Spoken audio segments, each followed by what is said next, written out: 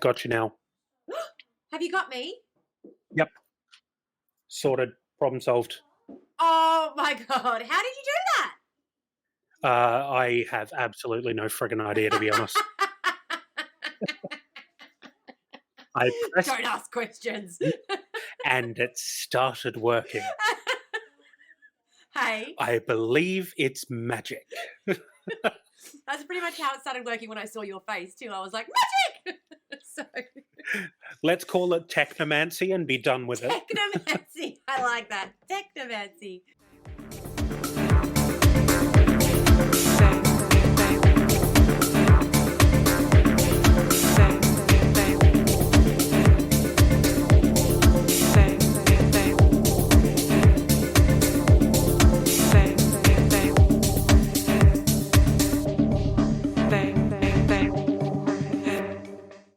Two Girls, One Garbage Can, the podcast where we try and make sense of the garbage can state of Australian politics by examining what came before and what has led us to where we are. I'm your host, Tamara. I'm Matty Mohawk, also known as the Garbage Can.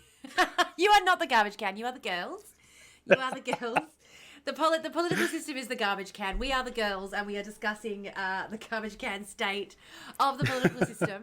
And I apologise because I misled you. I told you. What did I tell you we were going to be talking about today, Matty? You told me we were going to be talking about the Tampa incident, I believe. I did. But I'm definitely interested to see where this is going. I wanted to discuss an incident that happened in Australia, incident known as the Night of the Long Prawn. The Night of the Long Prawn sounds like the worst porno name that you could ever come up with. Like, genuinely, that is the kind of thing that you would watch drunk with mates to laugh at. Mate, and get ready, get I drunk. am deeply fascinated to see what's happening. Let's fucking go. Let's do it. The fact that it's known as the Night of the Long Prawn as well, can I just say, like, there is nothing more Aussie than naming a conspiracy or a scandal. Like, not the Night of the Long Knives, like, not the the Night of the Long fucking Prawn. Could a country that has a monument called the Big Banana ever be any different? Like, genuinely. We are the like. No wonder they don't think we're real. No wonder they think we're a NASA conspiracy. Absolutely. We are the most fake country to ever exist. Aside from New Zealand, where they still have Hobbiton built. They do. They actually had to rebuild Hobbiton. They dismantled it and rebuilt it. Yeah. Now, this happened during the time of the Whitlam government. How much do you know about the Whitlam government? Bits and pieces. I'm going to be honest with you. Yep. For some really stupid reason, I am a much more full bottle on the history of American politics than I am Australian politics, which not at all. shits me to no end. That is what we were taught in high school in Australia. We did a lot of American politics. Mm-hmm. We did the Cold War. So a lot of the stuff that I've learned about Australian politics, I learned at university. I really don't want anyone at all ever watching this podcast or listening to us to ever feel like they should know what we're talking about or that there's something that they're missing. This is the kind of stuff we were never taught that we should have been taught. So I really don't want anyone listening to this and being like, oh, I didn't know about this. I can't believe, like, nobody knows about this shit because we don't talk about it. And we should. Mm-hmm. We really should, which is why we are. Excellent. Yes. Educate me, oh educator. Exactly. I'm here to educate. So the Whitlam government, one of the things that people sort of know the most about the Whitlam government is that there was a coup on Australian soil. And a lot of people think that Whitlam wanted to kick the US out of Pine Gap. He didn't. He just wanted access to the information they were collecting. Whitlam's big problem was that we were doing all this spying for America and we weren't allowed to get access to the information we were collecting. Mm-hmm. Let's set the scene, shall we? A little bit. It's the night of Tuesday, the 2nd of April, 1974. Some people are at the movies seeing The Exorcist, which has just come out recently. Others are at home watching This Day Tonight or listening to Alvin Stardust's My Coco Cachoo on the radio, which was the top hit at the time. But at Parliament House, a dramatic plot is unfolding. I'm going to pause you there for just a second. Okay. I feel like I need to go and get my dice because this is increasingly sounding like the start of a D&D campaign. At this point, Gough Whitlam's Labor government has been in power for about 18 months. So it's that time where the honeymoon period's wearing off. People are wanting to see the action that they were promised at the election paying off. But the government's having that issue of having the opposition not coming to the table. The opposition, the Liberal and National Country parties, are convinced the government's program is dangerous. And they are very, very confidently telling the Australian public this at every opportunity they get. They are spreading dissent as far and wide as they can. Prior to this situation as well, there have been a lot of different issues with people having access to housing. This was a pretty tumultuous time for the Australian government. There were a lot of different programs that Labor wanted to try and pass. There were a lot of big promises that had been made at that election. So they wanted to pass national health insurance and electoral reform, which were the big ones. And these were, others were not fans of these particular ones. They need a majority in the Senate to be able to pass these reforms. They don't have one. So the opposition, the Liberal and National Country parties, are convinced that the government's program is dangerous. This is going to blow out government spending, and it's also going to weaken the hold on democracy. To be honest, the Liberal Party say this, but they know what it's really going to do. What it's really going to do is put a lot of power back in the hands of the workers. Labor Party they've made a lot of progress in the last sort of few decades for workers' rights, and every step that they take towards empowering workers is money, control, power out of the hands of the elite, who the Liberal Party represent and have done since the very, very beginning. Now, Reg the Toe Cutter Withers, the tough opposition leader in the Senate. What a fucking nickname. The Toe Cutter. The Toe Cutter. Like, he has to physically cut someone's toe to get that nickname, right? Why? I'm just going to call him the Toe Cutter every single time. Reg the Toe Cutter Withers. I can't not refer to him as Toe Cutter Withers. But he had referred to the 72 election result as temporary insanity, and that the opposition were willing to go to great lengths to stifle the Whitlam government's agenda, and that they were acting on behalf of the Australian people when they were doing so, because the Australian people didn't really want the Labor government, even though they'd elected them. They didn't really know what they wanted. No, of course not. But Reg the Toe Cutter Withers, he does. He's looking out for us. Yeah, very much a case of you don't know what you want, we'll tell you what you want. Yeah. The dangerous, terrifying policies that Labor were trying to push through, that Reggie the Toe Cutter Withers was so gung-ho trying to warn us against, as I mentioned, were national health insurance and electoral reform. Terrible, terrible. So they need a majority in the Senate to do so. They don't have one. The opposition has the majority in the Senate, and they have no intention of passing the bills. So what's Whitlam to do? What is a poor little Whitlam to do? Well, Whitlam has a friend in Queensland known as Vince Gare. There has been some schisms and things happening which have led to this situation. Okay, there's been a lot of tension that's happening. Labor has split several times. He's got a lot of, but he's not got any real pull with anyone. He's a bit of an asshole. So Gare is 73 years old. So Gare is on his way out. You've literally been around since before the 1900s were a thing. Like, go away. We're done with you now. He was the former Premier of Queensland.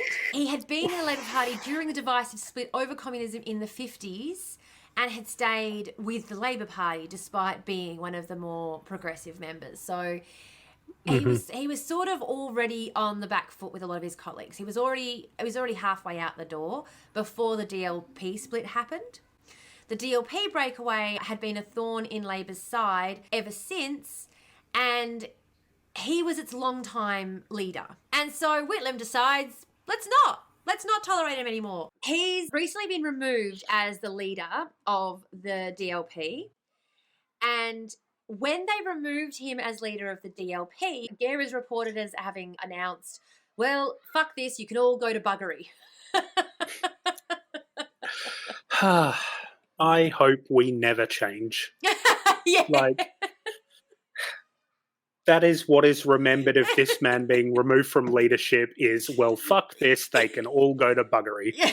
That's the quote. That's the soundbite. That's the quote. Yeah. Love it. So he only passed away in 1980, Oh, predates damn. us by, not even a decade. I know. So throughout his time, he had worked physically on the railway before, like, going to become a railway clerk, and like he came up through labour as a labourer. So, Yep. not the way it's done these days. No. No. Not at all. No, not at all. His parents, he was the 8th child of John Alexander Gare, a prison warden from Scotland, and his wife, Catherine Mary, who was a nurse from Ireland. So he had Irish ancestry. And that's important because the way that Whitlam decided to get him out of office was to appoint him as the ambassador to Ireland. That was how he was going to remove him from his seat. Right. Yep. His mother had become prominent in local politics as a supporter of the fledgling Labor Party, and young Vince often accompanied her to political meetings. So he had been taught politics at his mother's Irish nest. He joined the Australian Labor Party, held branch office, and served as a campaign director and state and local government elections. He also, in 1941, lost a daughter to epilepsy. His daughter was epileptic and she had a fit and passed away in 1941. So this is a person who's done the rounds. Like, he's reached the end of his life. He's in his 70s. He's put in the yards and he's being put out to pasture very unceremoniously. Yep. In January 1948, Gare had actually been he was the one who had introduced a 40-hour work week for the majority of workers in Queensland as the Premier. That had been his policy that he'd pushed over the line. But unfortunately, during the meat workers and railmen's strike in 1948, he had urged a confrontational strategy against the militant unionists in Cabinet and supported declarations of a state emergency. In negotiations with employers and the unions, he was really good at one thing, and that was the Labor minister that he had appointed at the time, Hanlon, had held a senior office at a trade union, whereas Gare had come up through the railmen's worker. So he had been a railman and he'd come up through that way. So he'd been a labourer and come up through the labourers, but he'd never worked through the trade union itself. So when it came to the negotiation tactics, he didn't have the diplomacy necessarily for it. He was a little bit more of a hardliner, and he did that thing that a lot of people do when they get into power, positions of wealth and power, where they become a little bit more conservative when it serves them too. So despite the fact that he'd introduced the 40-hour work week, when the railman strike in 1948 happened, he urged the Cabinet to declare a national emergency because, of the Cold War. And so, and so managed to use that in a way to try and quash the railmen's strike. Gare was quite electorally popular, and part of that had to do with a lot of the policies that he had pushed through for the workers. This was the other thing as well. Gare had really struggled to hold on to his seat in government through quite a few of these different schisms. So in 1957, he'd been summoned to appear before the QCE to show cause as to why he should not be expelled to the party for failing to give effect to the conference resolution. So this is a guy who'd been holding on to his position within the party for 30 years already. They'd already been trying to get him out for a long time. A lot of this had come about because of government's involvement in the Vietnam War. So the DLP had a much more hawkish policy. They wanted to get in and get out. They were not interested in hanging around in there. While they supported the idea of going in, don't know why, because the communists had all left, that's why. The ones who had brains could tell it was a bad idea. They weren't there anymore. So Australia's involvement in the Vietnam War assisted Gare in advocating for the DLP's policy on forward defence, which included the acquisition of nuclear weapons. So he was like, let's go big. Let's just go big, go hard, get in, get out. They reached the peak of their influence in the 70s when a 5th senator was elected, but from that point forward, they started to go into decline. The senator was Jack Kane, and he was in New South Wales. And this was the first kind of real support that they had in the south of the country. But from that point forward, the party starts going into decline. Despite his reputation as a skillful and tenacious campaigner, he performed poorly at the 72 election. The DLP strategist had severely misread the room of the public and had been claiming that a Labor victory would open up the floodgates of pornography and pollute Australian society. Sounds dope. Yeah. That seemed to be what people were going for. We're talking the early 70s. Everyone's like... It sounds like a fun time. Yeah. And I've heard this mull they've been talking about. Can Labor get us some of that too? I've heard that's doing good stuff overseas. I don't know. Like, good times all round. Something about jazz? I don't know. Yeah. Someone's telling me about some funny juice. It's just all good. But the problem as well with this was that Gare had a reputation for earthy humour and coarse language, much like yours truly. So he wasn't really seen as a credible advocate for such a campaign. Can you imagine me trying to tell people that the Labor Party was going to bring porn in and how dangerous that was for our society? Do you think anyone would take me fucking seriously for 2 seconds? I can't even say it with a straight face. Holy shit. While the DLP had managed to retain its position in the Senate during this rather awful campaign, Gare had lost a lot of credibility with his colleagues. His colleagues became embarrassed by his aggressiveness and heavy drinking, which started becoming a problem even in the House, which remind you of any modern day politicians? Oh, yeah. Not a long history of that at all, Barnaby. No. Yeah, literally. Photos of him passed out in whatever, all good. No, it's not. Yeah, so this, unfortunately, his problems were compounded as he was constantly criticising the Liberal leader, Sir Bill Snedden, who he alleged was incapable of leading so much as a flock of homing pigeons. Solid roast. Yeah. His criticisms of the opposition were not appreciated. Don't know why. So the dude with the most criticisable surname ever. Yeah. Yeah. Sir Snedden. Sir Snedden. I went to school with a kid named Snedden, and we called him Sneds. That was his nickname. You can't ignore that surname. It becomes their entire personality. Mm-hmm. So in January of 73, Gare told the DLP federal executive that he intended to stand down, but delayed until finally giving in to the pressure from his colleagues. He resigned as leader of the DLP on the 10th of October 1973 and declared that he would retire when his Senate term expired in 76. Because he, at this point, had lost a lot of faith with his colleagues, lost a lot of faith with the public, in order to improve Labor's chances of winning an additional Queensland seat in the Senate, Whitlam recommended Gare for his appointment as ambassador to the Republic of Eire, or to Ireland. This was a bit of that appointment where Gare was like, didn't really have a choice but to take it. There was nowhere else for him to go. There was nothing else for him to do. But again, like with his delaying his resignation, he's like, I'll do that. I will do that. And then he just dragged his feet. And his dragging of his feet is what leads to Whitlam losing his head, basically. This is the night of the long prawn. Hey, my little lovely trash pandas. Just pausing here to jump in and give you a little bit of background information. So for those of you who aren't from around these parts, every 3 years in Australia, we have an election, and during this election, while the entire House of Representatives is up for re-election, in the Senate, only half of the seats are usually up for re-election, which means half of every state's Senate seats are up for re-election every 3 years. Back in the day, if a senator resigned before their term expired, it was up to the Parliament of their state to appoint a replacement up until the next election. In April of 1974, an election for the Senate was upcoming in about a month's time, and Whitlam, who was an expert in constitutional law at that time, had come up with this plan to use the upcoming election to his advantage. Whitlam believes that if Gare were to resign before this election, then Labor would have a really strong shot of winning his seat and thus gaining the majority it desperately needs in the Senate to get these bills through that the Liberal Party are just not coming to the floor with. As previously mentioned, Gare's seat was located in Queensland, and the government of Queensland is led by Premier Joe Bjelke-Petersen, who absolutely detests Whitlam.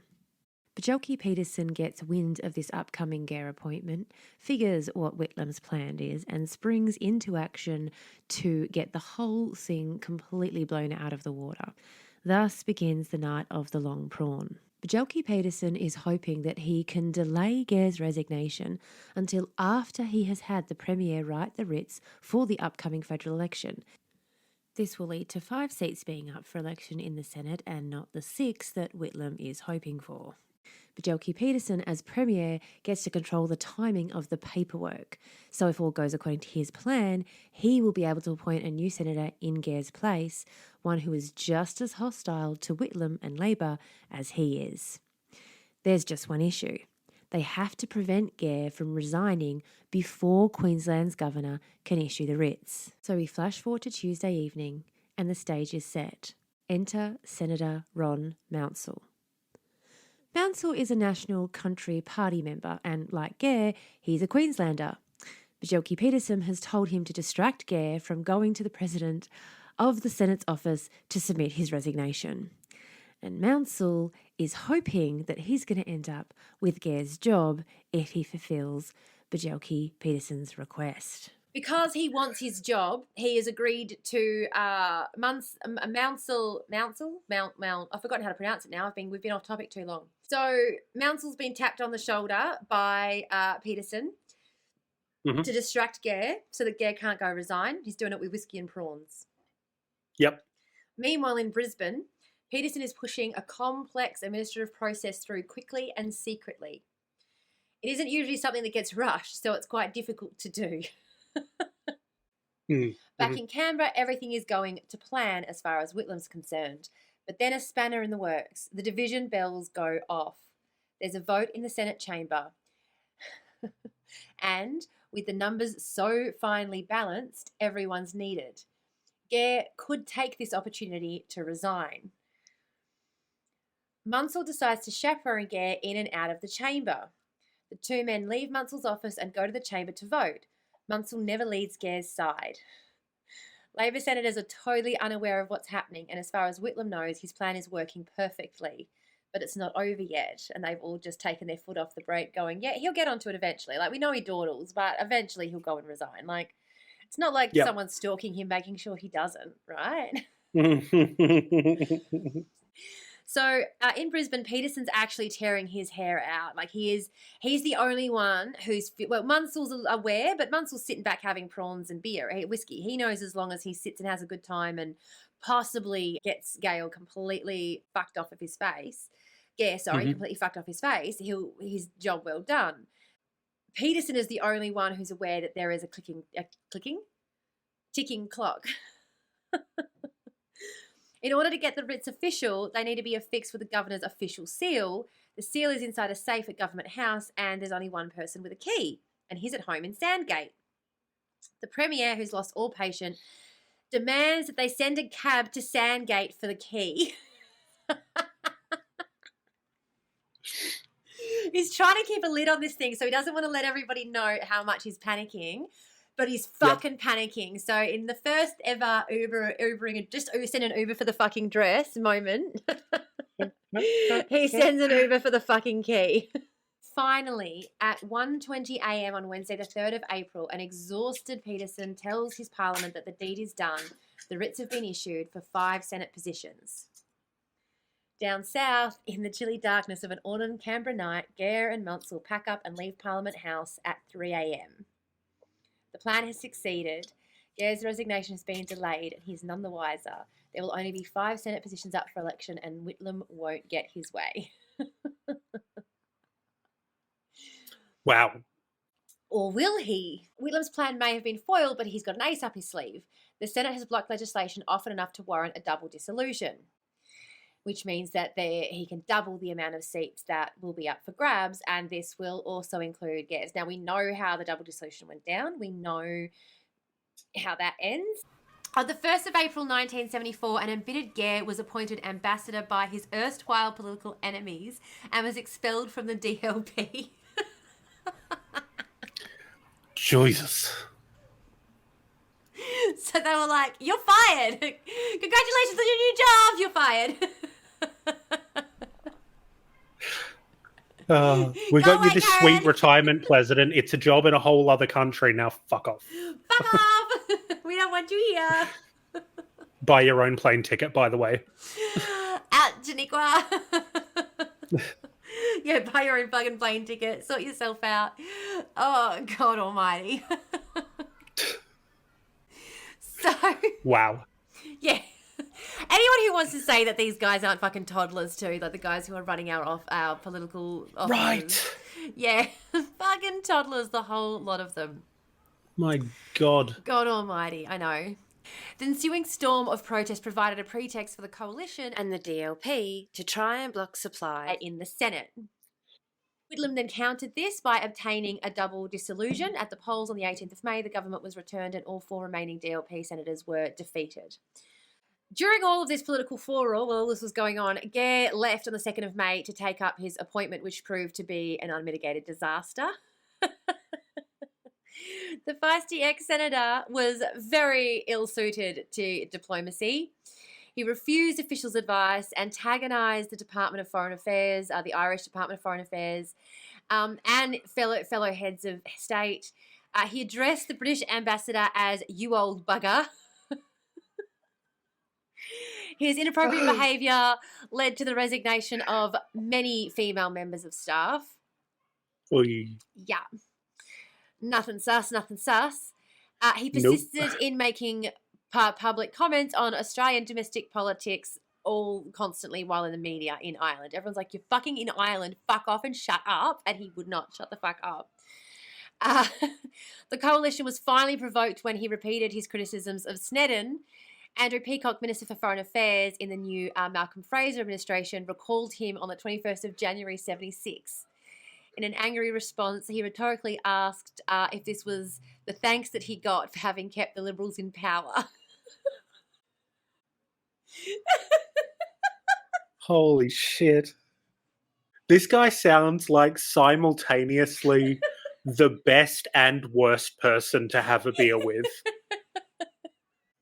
Someone should put bars on the front door so that you can't enter polite society, Grandad. Yeah. I just can't believe he's like, is this the thanks I get for keeping you guys in power? That is unreal levels of sass for the 70s, man. Like, that's the sort of shit you'd hear from someone today. Yeah. When I read that, I was just like, I need to know more about this man. That's unbelievable. Yeah. So, again, thank you so much for joining us for this week's dive into the depths of the trash fire that is Australian politics. If you've enjoyed what you've seen, make sure to drop us a follow, do all the usual engagement things, and help us get the word out there. You can find Tamara and myself on the social media links in the description below. But for now, it's garbage day, so the girls got to take the trash out. Bye. see ya.